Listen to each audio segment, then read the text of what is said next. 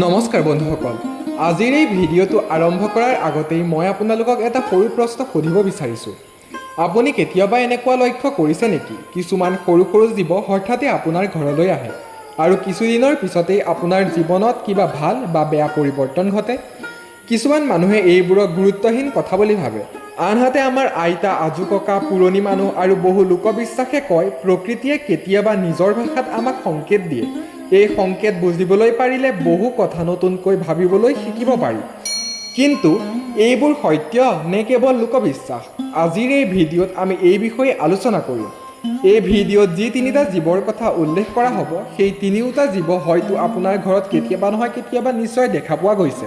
কিন্তু হয়তো আপুনি কেতিয়াও ভাবি চোৱা নাই যে আমাৰ সমাজত এই জীৱবোৰক লৈ কিমান কাহিনী, কিমান বিশ্বাস আৰু কিমান পৌৰাণিক উল্লেখ আছে। বন্ধুসকল, এই ভিডিঅ'টো কোনো ভয় খুৱাবলৈ বনোৱা হোৱা নাই। ইয়াৰ উদ্দেশ্য হৈছে আমাৰ সমাজত চলি অহা লোকবিশ্বাস, বাস্তু ধাৰণা আৰু পৌৰাণিক কাহিনীবোৰৰ বিষয়ে জনোৱা। বিশ্বাস কৰা বা নকৰা সম্পূৰ্ণ আপোনাৰ নিজৰ সিদ্ধান্ত। কিন্তু এটা কথা নিশ্চিত, আমাৰ সংস্কৃতিৰ এনে বহু কাহিনী আছে যিবোৰ আজিও লাখ লাখ মানুহে আগ্ৰহেৰে শুনে। আজিৰ প্ৰথম জীৱটোৰ বিষয়ে হয়তো আপোনালোক সকলোৱে আগতেও শুনিছে। দ্বিতীয় জীৱটোৰ বিষয়ে খুব কম মানুহেই জানে আৰু শেষৰ জীৱটোৰ বিষয়ে সঁচাকৈ বহুত কম মানুহেহে শুনিছে। সেইবাবে মই অনুৰোধ কৰিম ভিডিঅ'টো শেষলৈকে চাবলৈ, কাৰণ প্ৰতিটো অংশৰ লগত এটা নতুন কাহিনী, এটা নতুন লোকবিশ্বাস আৰু এটা নতুন তথ্য জড়িত হৈ আছে। আপোনালোকৰ ঘৰত কেতিয়াবা ক'লা পৰুৱাৰ দীঘল শাৰী দেখা গৈছে নেকি? অথবা এটা সেউজীয়া ৰঙৰ ফৰিং আহি খিৰিকীৰ কাষত বহি থকা দেখিছে নেকি? বা অতি বিৰলভাৱে বগা ৰঙৰ মকৰা দেখা পাইছে নেকি? যদি পাইছে, তেন্তে আজিৰ ভিডিঅ'টো আপোনাৰ বাবে বিশেষ আকৰ্ষক বা আগ্ৰহজনক হ'ব পাৰে। বন্ধুসকল, প্ৰকৃতিৰ প্ৰতিটো জীৱৰ নিজৰ নিজৰ ভূমিকা আছে। কিছুমান জীৱক আমাৰ ধৰ্মীয় কাহিনীত বিশেষ প্ৰতীক হিচাপে বৰ্ণনা কৰা হৈছে, আন কিছুমানক সৌভাগ্য, শান্তি বা নতুন আৰম্ভণিৰ সৈতে জড়িত কৰা হৈছে। আজি আমি এইবোৰ বিশ্বাসৰ কথাই জানিম, কিন্তু তাৰ আগতে যদি আপুনি শাওণ মাহত মহাদেৱ, মা লক্ষ্মী, বাস্তু, পৌৰাণিক কাহিনী আদি আৰু লগতে ভাৰতীয় লোকবিশ্বাসৰ ওপৰত এনেধৰণৰ গভীৰ ভিডিঅ' চাবলৈ ভাল পায়, তেন্তে আমাৰ চেনেলটো ছাবস্ক্ৰাইব কৰিবলৈ নাপাহৰিব, কাৰণ আগলৈও আমি এনেধৰণৰ বহুতো নজনা তথ্য, পুৰণা কাহিনী আৰু লোকবিশ্বাসৰ ওপৰত বিস্তৃত আলোচনা কৰিবলৈ আহিম। আৰু এতিয়া আহক আৰম্ভ কৰোঁ আজিৰ প্ৰথমটো জীৱৰ বিষয়ে। এনে এটা সৰু জীৱ যাক আমি প্ৰায় প্ৰতিদিনে দেখোঁ, কিন্তু যাৰ বিষয়ে পুৰণি লোকবিশ্বাসে একেবাৰে বেলেগ কথা কয়। ব'লক জানি লওঁ ক'লা পৰুৱা কিয় বহু মানুহে শুভ প্ৰতীক বুলি গণ্য কৰে। বন্ধুসকল, এতিয়া আহোঁ আজিৰ তালিকাৰ প্ৰথমটো জীৱৰ ওচৰলৈ। এটা এনেকুৱা জীৱ যাক আমি প্ৰায় প্ৰতিদিনেই দেখোঁ, ইমানেই সাধাৰণ যে বেছিভাগ মানুহে ইয়াক গুৰুত্বই নিদিয়ে। সেই জীৱটোৱেই হৈছে ক'লা পৰুৱা। প্ৰথমতে এটা কথা স্পষ্টকৈ কওঁ, ক'লা পৰুৱা দেখা সম্পূৰ্ণ স্বাভাৱিক। খাদ্য বা প্ৰাকৃতিক কাৰণতো সিহঁত আহিব পাৰে। কিন্তু ভাৰতৰ বহু অঞ্চলত এটা পুৰণি লোকবিশ্বাস আছে। যদি কোনো বিশেষ কাৰণ নোহোৱাকৈ ক'লা পৰুৱাৰ দীঘল শাৰী ঘৰৰ পূজাঘৰ, ধন সম্পত্তি ৰখা ঠাই বা আলমাৰীৰ ওচৰত দেখা যায়, তেন্তে বহু মানুহে ইয়াক শুভ লক্ষণ বুলি ধৰে। আপোনাৰ আইতা বা দেউতাই হয়তো কেতিয়াবা এই কথা কৈছিল, পৰুৱাক অকাৰণে নিদুখাবা। কিন্তু কিয়? এই বিশ্বাসৰ আঁৰত কিছুমান ৰোমাঞ্চকৰ কথা আছে। লোকবিশ্বাস অনুসৰি ক'লা পৰুৱা পৰিশ্ৰম, শৃংখলা আৰু একতাৰ প্ৰতীক। আপুনি লক্ষ্য কৰিলে দেখিব, এটা পৰুৱাই কেতিয়াও অকলে কাম নকৰে, সকলো পৰুৱাই একেলগে কামবোৰ কৰে। সেইবাবে কিছুমান মানুহে বিশ্বাস কৰে, য'ত এনে শৃংখলাবদ্ধ জীৱৰ আগমন হয়, তাত পৰিশ্ৰমৰ ফল এদিন নহয় এদিন নিশ্চয় পায়। এইটো কোনো যাদু নহয়, ই কেৱল এটা প্ৰতীকী বিশ্বাস। আৰু হয়তো সেইবাবেই বহু পৰিয়ালত পৰুৱাক মাৰি পেলোৱাৰ সলনি অলপ আটা বা চাউল বাহিৰত দি দিয়ে। ইয়াক দয়া বা জীৱদয়াৰ এক অংশ বুলিও ধৰা হয়। বন্ধুসকল, আমাৰ পুৰণি সমাজত এটা কথা কোৱা হৈছিল, যি ঘৰত সকলো জীৱৰ প্ৰতি দয়া থাকে, সেই ঘৰত শান্তি বেছি দিনলৈকে থাকে। এই কথাৰ বৈজ্ঞানিক প্ৰমাণ নাথাকিবও পাৰে, কিন্তু দয়া আৰু সহানুভূতি যে এটা ভাল গুণ, সেই বিষয়ে কোনো সন্দেহ নাই। এতিয়া এটা সৰু কথা ভাবক, যদি আপোনাৰ ঘৰত ক'লা পৰুৱা দেখা যায়, আপুনি কি কৰিব? লগে লগে ঔষধ ছটিয়াই মাৰি পেলাব? নে প্ৰথমে চাই যে সিহঁত ক'ৰ পৰা আহিছে?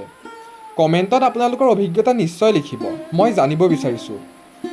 আপোনাৰ ঘৰত কেতিয়াবা এনে ঘটনা ঘটিছে নেকি? হয়তো আপোনাৰ অভিজ্ঞতা আন কাৰোবাৰ লগত মিলিবও পাৰে। কিন্তু বন্ধুসকল, আজিৰ তালিকাৰ দ্বিতীয়টো জীৱ। মোৰ বিশ্বাস ইয়াৰ বিষয়ে আপুনি হয়তো কেতিয়াবা নহয় কেতিয়াবা শুনিছে, হয়তো নুশুনিবও পাৰে। বৰষুণৰ দিনত দেখা পোৱা এটা সেউজীয়া জীৱ, যাক বহু ঠাইত নতুন আৰম্ভণি আৰু শুভৰ প্ৰতীক বুলি ধৰা হয়। সঁচাকৈ কোনটো জীৱ বাৰু গম পাইছেনে? বন্ধুসকল, এতিয়া আহিলোঁ আজিৰ দ্বিতীয়টো জীৱৰ ওচৰলৈ।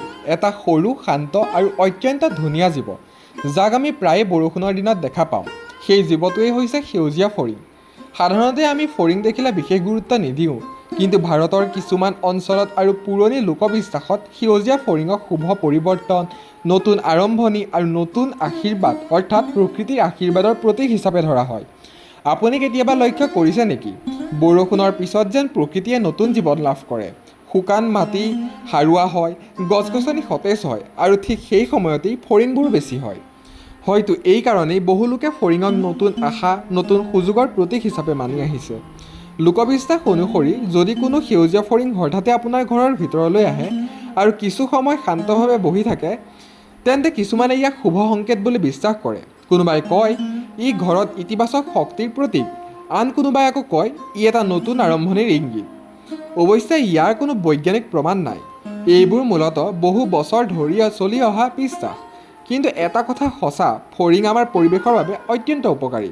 ই প্ৰাকৃতিক খাদ্য শৃংখলৰ এটা গুৰুত্বপূৰ্ণ অংশ। সেইবাবে যদি কেতিয়াবা আপোনাৰ ঘৰত ফৰিং সোমায়, তাক আঘাত নকৰি খিৰিকী বা দুৱাৰ খুলি শান্তভাৱে ওলাই যাবলৈ দিয়াটোহে অধিক ভাল। বন্ধুসকল, আমাৰ সমাজত এটা ধুনীয়া কথা কোৱা হৈছে, প্ৰকৃতিক সন্মান কৰিলে প্ৰকৃতিও আমাক সন্মান দিয়ে। এই কথাটো হয়তো কেৱল বিশ্বাস, কিন্তু প্ৰকৃতিৰ যত্ন লোৱাটো আমাৰ সকলোৰে দায়িত্ব।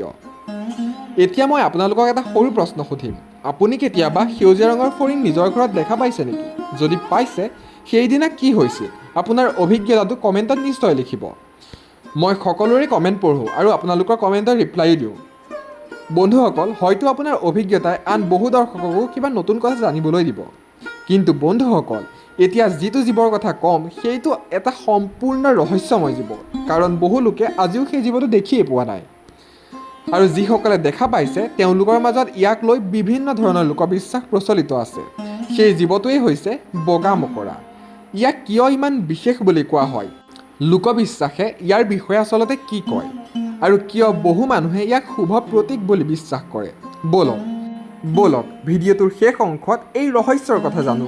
বন্ধুসকল, এতিয়া আহি পালোঁ আজিৰ ভিডিঅ'টোৰ শেষ আৰু আটাইতকৈ আকৰ্ষণীয় অংশলৈ। এই জীৱটোৰ বিষয়ে হয়তো আপুনি আগতে বহুত কমেই শুনিছে। সেই জীৱটোৱেই হৈছে বগা মকৰা।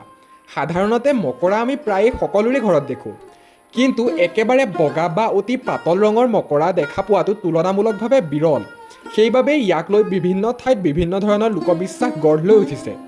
কিছুমান লোকবিশ্বাসত কোৱা হয়, যদি এনে মকৰা ঘৰৰ ভিতৰত শান্তভাৱে দেখা যায়, তেন্তে সেয়া নতুন আৰম্ভণি, ইতিবাচক পৰিৱৰ্তন বা শুভ সময়ৰ প্ৰতীক হ'ব পাৰে।